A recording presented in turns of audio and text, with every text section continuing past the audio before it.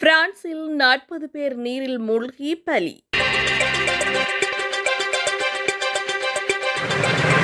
Britain, Italy, France, Switzerland மற்றும் Spain ஆகிய ஐரோப்பிய நாடுகளில் வெப்பநிலை கடுமையாக உயர்ந்து வருகிறது. வரலாறு காணாத வெப்ப அலை காரணமாக பாடசாலைகள் மூடப்பட்டுள்ளன.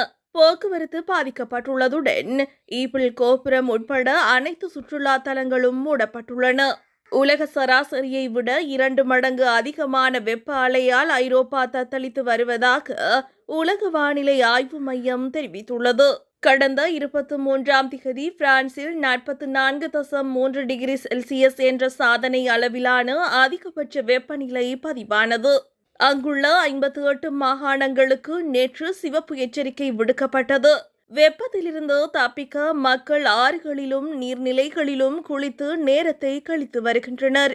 இந்நிலையில் கடந்த வாரத்தில் மட்டும் பிரான்ஸ் வெவ்வேறு இடங்களில் வெப்பத்திலிருந்து தப்பிக்க நீர்நிலைகளில் இறங்கிய மக்களில் 40 பேர் மூழ்கி உயிரிழந்துள்ளதாக அந்நாட்டு பிரதமர் செபாஸ்டியன் லெகோர்னு தெரிவித்துள்ளார்.